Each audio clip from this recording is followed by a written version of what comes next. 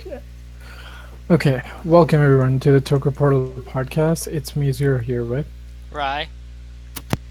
Dedicate. And today we're talking about Kamen Rider Ex-Aid episode 40. Uh, so last week, Emu went and defeated Peridot, the bugster that was infecting him, which would result in him losing his ability to transform. Uh, so now this week, Hiro, Taiga, Kira, and Dan have all decided to challenge Masamune to try and destroy the Master Gashat, which will forcibly end Kamen Rider Chronicle and cure all the patients. Although Dan is more interested in retrieving it instead of destroying his creation. Dan bails the fight early to keep the Hyper Muteki Gasha from being stolen. As for the rest, Masamune ends up stealing their Gashats and gamer drivers. This was a pretty neat fight early on. It showed us that anyone besides Emu trying to use Hyper Muteki just gets 10 seconds of invincibility. What did you think?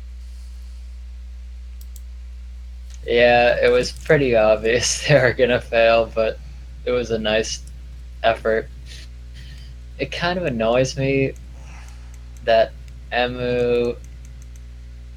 Okay, basically, Parato's still alive, so Emu could have joined them in this fight if he wanted to, but yeah, he didn't. So that's kind of annoying, but yeah.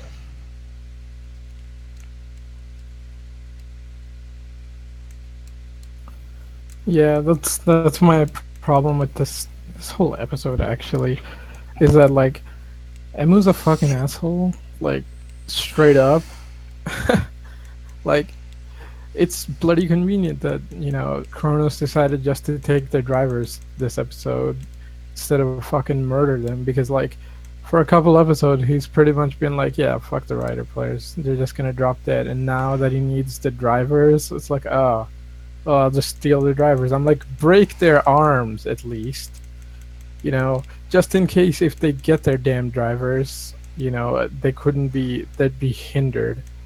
Like, what the fuck? I mean, the only reason, like, yeah, it's a good thing they gave a reason. Otherwise, it would have been another thing of like, oh look, it's Kronos. It's fucking overpowered and it's super wishy-washy, and like it doesn't make like his none of his motivations usually make sense. He just does whatever the fuck the plot needs. At least this time, it kind of had a purpose, but like, God, that fight just pissed me off because I'm like, dude, these guys are gonna fucking die. Emu, you could have come here to help, but you didn't. He's such an asshole. And then, like, this is what they fucking should have done to begin with, instead of all the shit that Emu pulled last episode. I mean, rightly so, they call him out on it, but, it doesn't make it what Emu did okay, but at least somebody called him out on his shit this episode.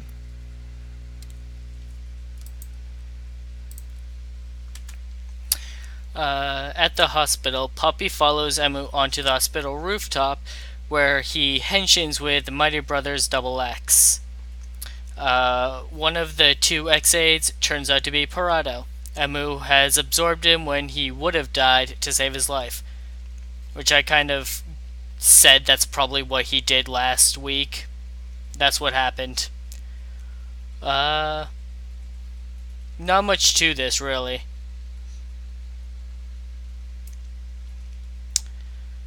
Prado runs away to meet up with Graphite, who knew nothing of him dying, by the way. Puppy shows up and questions if what Prado really wants is to be a human. Graphite challenges the claim, going on about how bugsters and humans can't get along. But in the end, Prado just gets up and walks away. This is, kind of makes sense. Puppy saying how, like, Prado's always talking about his heart, saying like, "Oh, this really gets my heart seething" and stuff like that.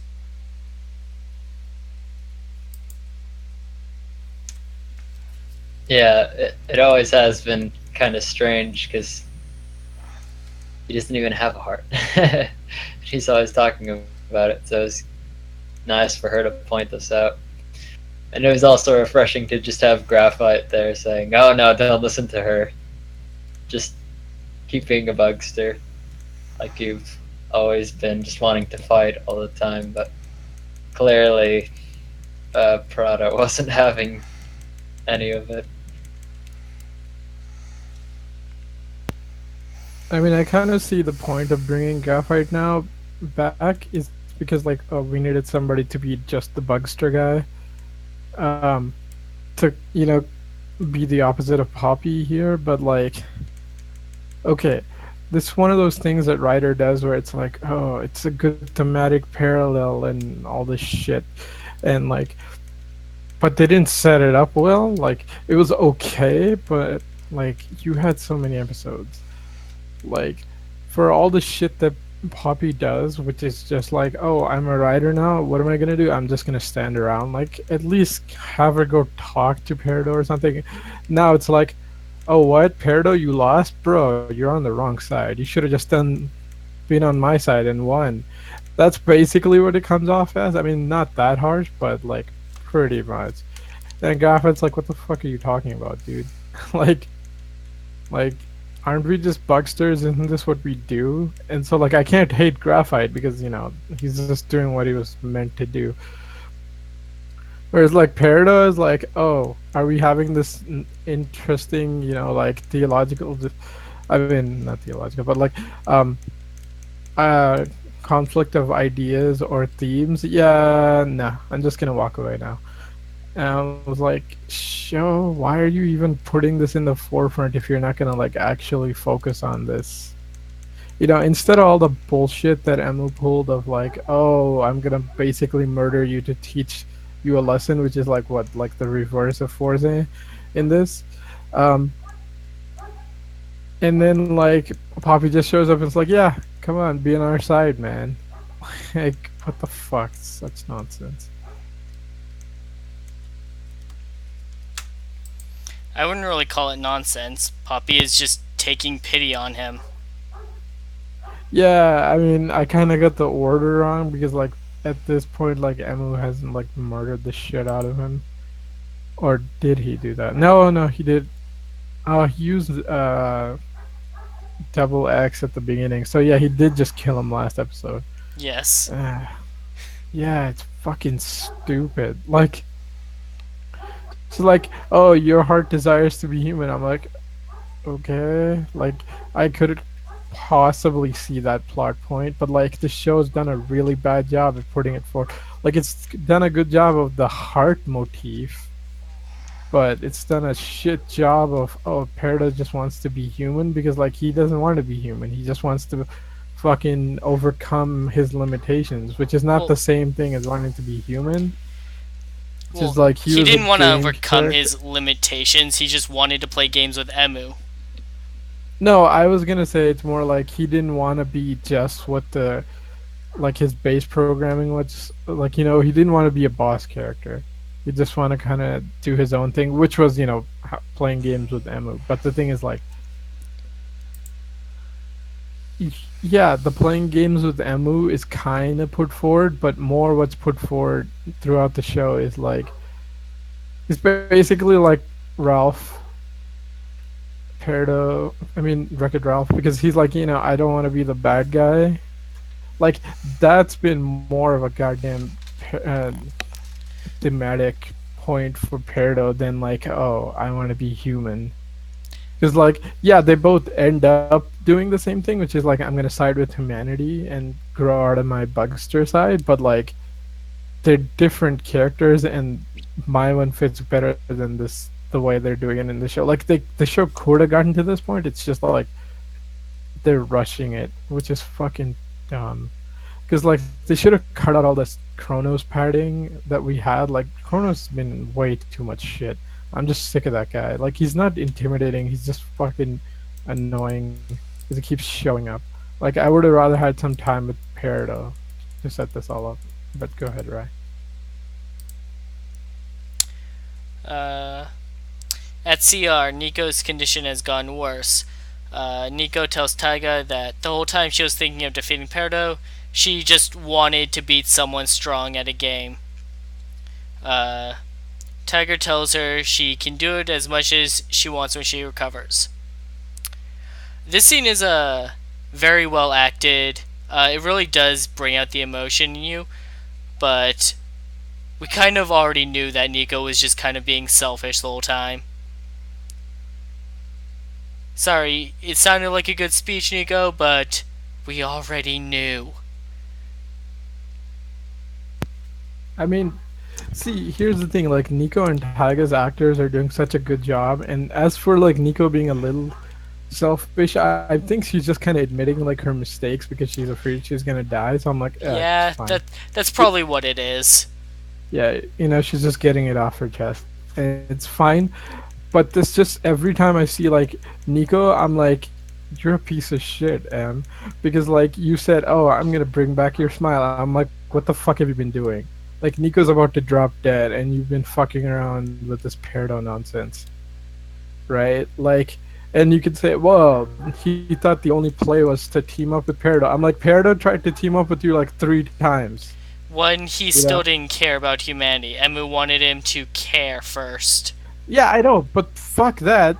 Do that when, hundreds of people's lives are not at stake. That's why I fucking can't stand Emily's That's the decision. problem, is that hundreds of lives are at stake. He can't have Peridot just doing things that would lead to their death but the recklessly. point is, taking out Kronos, and then you could teach Peridot whatever the fuck you want, because Kronos is a bigger threat. Also, Nico is dying, and you're trying to teach Peridot a life lesson.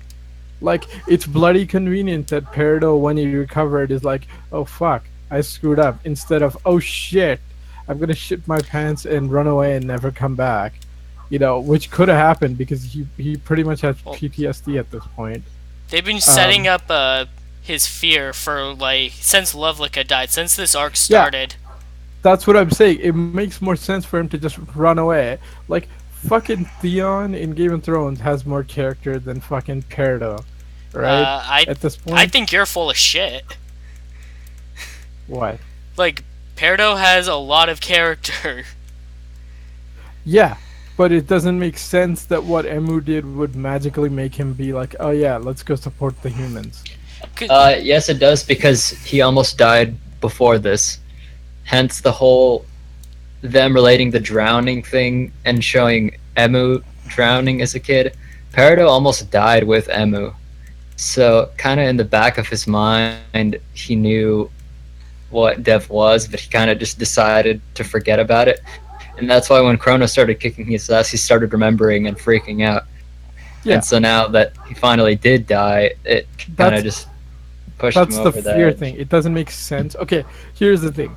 What doesn't make sense? So you just want him to be a coward and run away and hide for the rest of the show? I don't get it.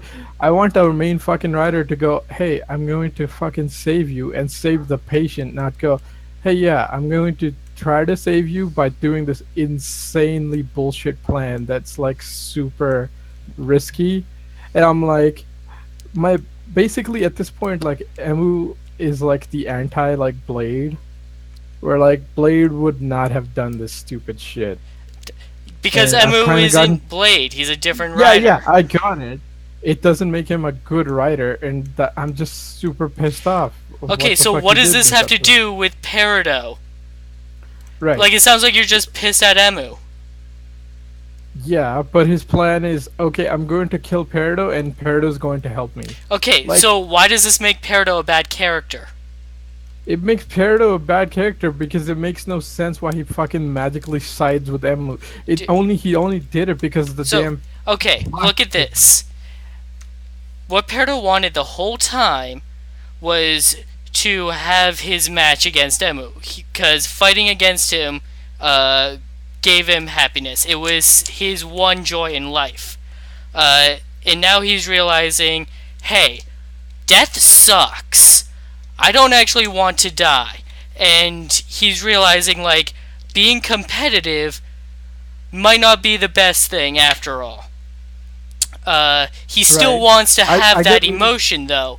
And so now he's deciding, if I fight with Emu, I can still get that joy out of fighting, and it doesn't have to be to the death.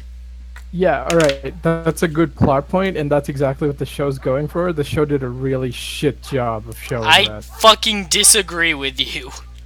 I Where you I want to go see? I mean, we're going scene by scene. We could fucking go line by line, and I'm showing you how. Like, that's a good theme. That's a good like plot line. It's not well written. That's my problem. I feel like you're being too picky. What? It's a we're doing a fucking writer podcast. Like, it's like okay, the main writer's job is to write shit.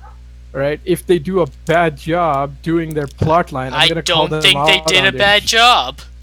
They did a fucking super bad job. But okay, let's go. We can't stay here all day. Uh, so the next note was about Emu and Prado's conversation back on the roof about how Emu just wanted about Parado explaining like he just wanted to play games with Emu and thought that Emu would be more serious if he killed people. And then he started being afraid when Lovelica died. And now he completely regrets what he did. And then Emu offers him forgiveness. But we just covered all that. Unless Decade had anything to add. Mm, I guess another reason why Prado might have this change of heart is because he's not like other bugsters. His just sole purpose is to pretty much kill their host and then become complete. He kind of was just always in this weird gray area of wanting to coexist with his host and fight with him. Okay, I can kind of give you that, but at the same time, it's that Chronos problem of, hey, why did this character do this? Well, because we didn't define them well enough so they could do whatever the fuck they want. And like, yeah, I can kind of give you the Peridot special because like he's the first Bugster and his Bugster infection is very different than all the other ones.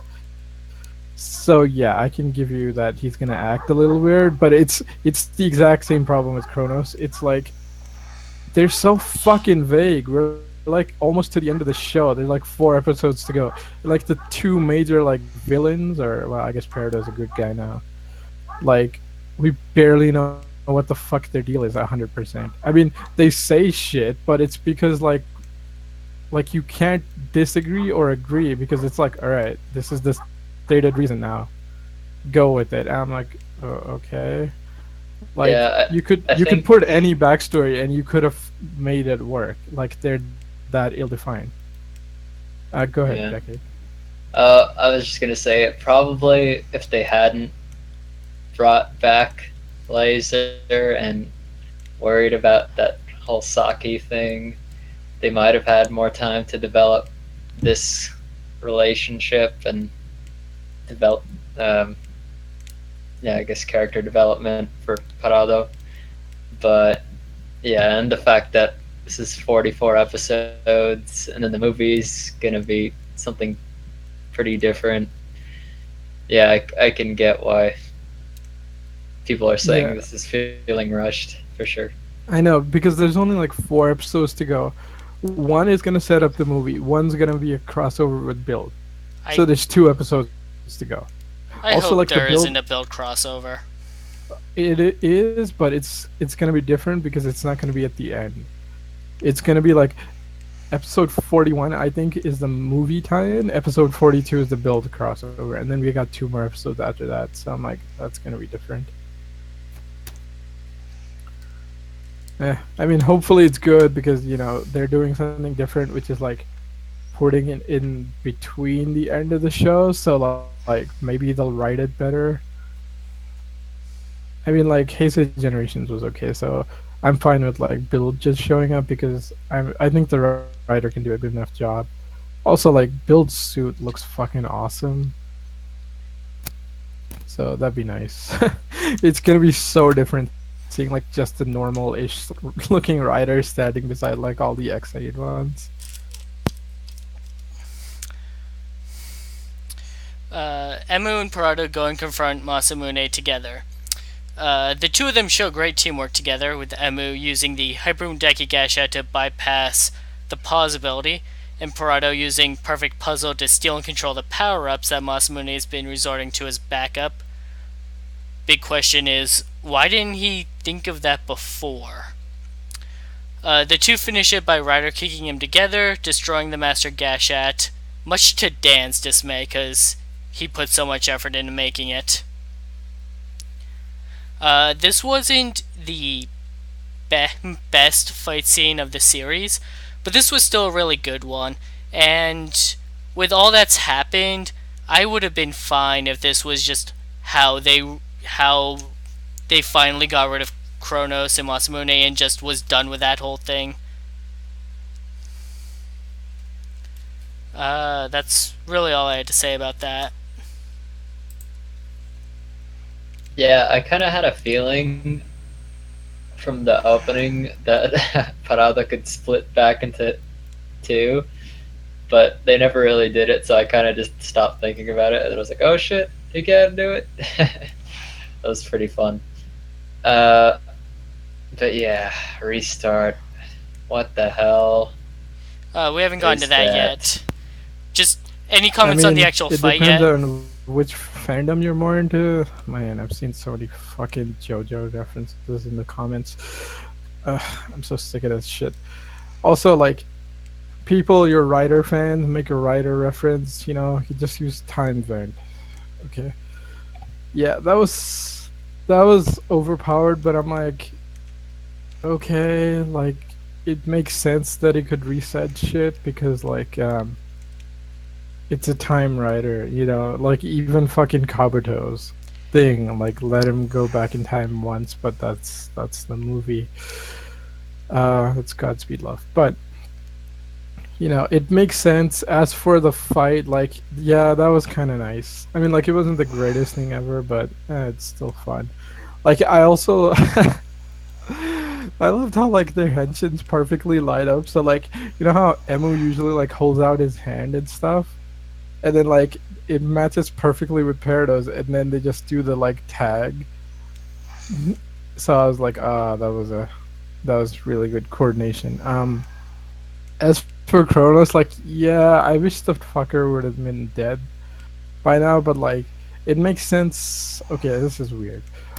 It makes sense he has this power. It doesn't quite make sense what the fuck he just did, because, like, okay, he eliminated that Gashat, right? Like, Emu's, like, final form thing. I kind of get that, but does that mean he just got rid of it before the fight happened and it just disintegrated, or did he destroy it so it was never created? Because if he did that second one, wouldn't there be, like, entire, like, timeline differences? It's super I vague. mean, maybe. Let me read the final note. Okay. So Masamune snaps, and what seems to be the Bugster's virus triggers within him, and he activates a new ability called Reset. The result is that the Hyper Muteki Gashat is missing, and the Master Gashat is no longer destroyed. Episode end. Yeah. Did he actually reset time, or did he just undo those two events? What happened? I mean, like, if he somehow made it so the Gashat never existed, that would explain how Nico's okay. Because, like, okay, they say, like, oh shit, she's infected by, like, Game DS's virus, which is much faster and stronger than standard Bugster virus. Like, it's been like 3 days. If it goes to, like, next episode, she should be fucking dead. Like, she was pretty much dead this episode. Like, if they go with, like, oh, that Gashat was never treated, okay, that's fine. You don't ever have to infect Nico, but then it's like, how the fuck did we end up at that fight then? Like, I mean, we can kind of go with, like, maybe, like, as soon as, like, Peridot and Emu walked in, like, he just reset to that point, and that's why, like, Hiro and Taiga are fighting Graphite next episode. But that wouldn't But really Nico would be super dead. Yeah, go ahead. that wouldn't really explain why the Hyper Muteki Gashat is missing, would it? Well, And like, Hiro has legacy, so makes even less sense. Because he Yeah, got yeah, legacy that's after. right. What I meant is maybe like he only set reset time to before this fight happened, and Again, that like doesn't explain why the Hyper Muteki Gasha is missing. no, he just set it so like as soon as Emu showed up, he just like time stopped it and destroyed the Gashat, and then like reset time to that point. Because like these idiots keep showing up and not henching, fighting a guy who has time powers. Like at least when like fucking Dan showed up originally and Laser, they used to like henshin or Nico. They used to already henshin and then jump into the fight or Taiga. But like Emu, every single time he shows up, he henshins on screen, and I'm like, you're fighting a guy with time powers. He'll just pause it and fucking murder you guys. And it's like, maybe that's what he did. Like, right as they were about to henshin, he just stole the Gashat and destroyed it. But like, it's super vague.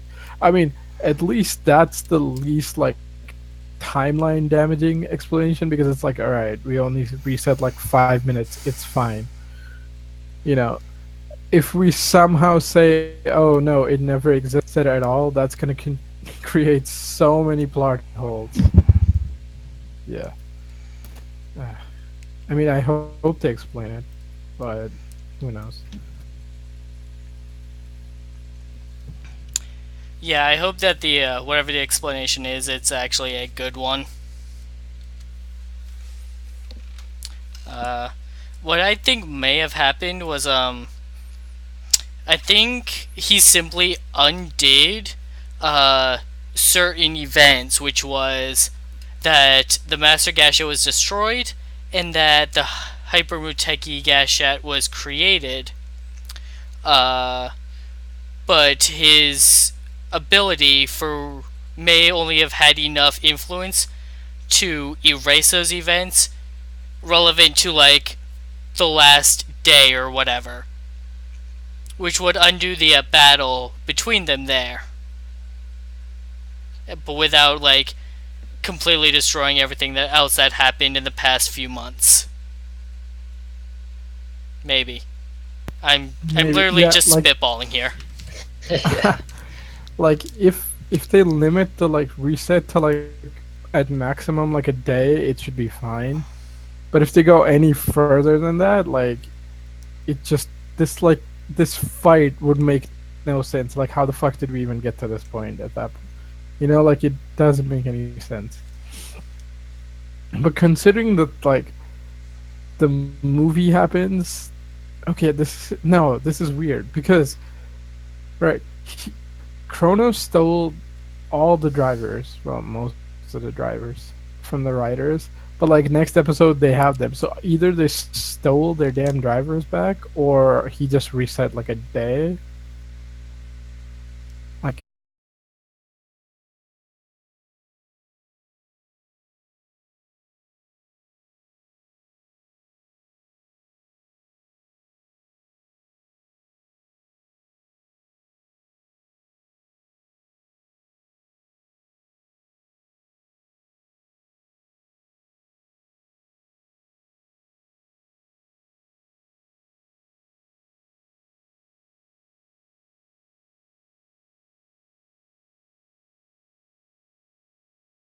What are we talking about?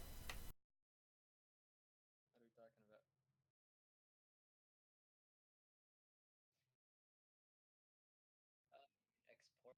Export what? What are we talking about?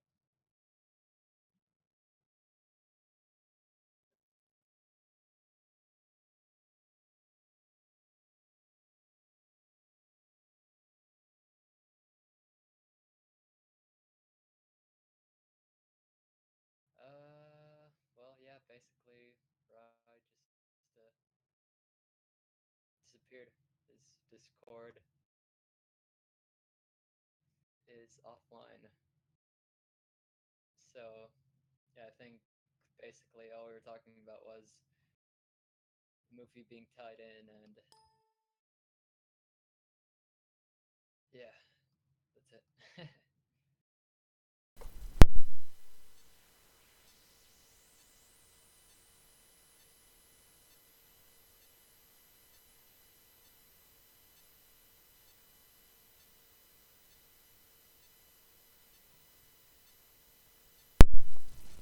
Okay.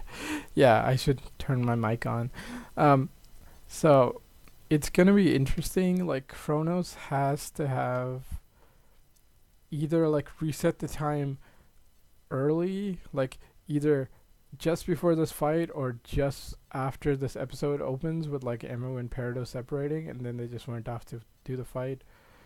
Because otherwise, like the writers having the drivers next episode doesn't quite make sense and stuff. And as for the movies, like yeah, the reason why like Ex-Aid's movie and like Heisei Generations, um, and the show are probably super tied together is because I think they're written by the same person, just like Double's movie was. As for why like the whole layout of the stream changed and everything, it's because Rai's having internet issues and I'm having to take over for the stream. Hopefully you guys can hear us okay. And yeah, we were pretty much done anyway, so we'll just do final send off. Yeah, like okay episode. Emu fucking pissed me off. Like no tomorrow. Like he's straight off the favorite or good writer list for me because of what he did this episode. But otherwise, decent acting. Okay episode. I hope they do something good next episode instead of something stupid with the plot. But otherwise, that's all I have to say. See you guys next time. Decade, you got anything?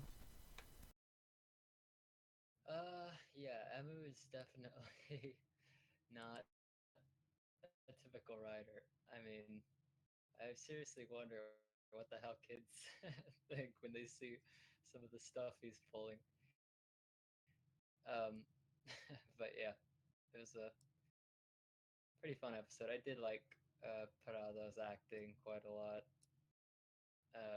Just you could really feel the emotion when he was pretty much on all fours begging for forgiveness. That was pretty deep scene, although the build up wasn't too great to it. But yeah, see you next time, guys. Hopefully with less technical difficulties.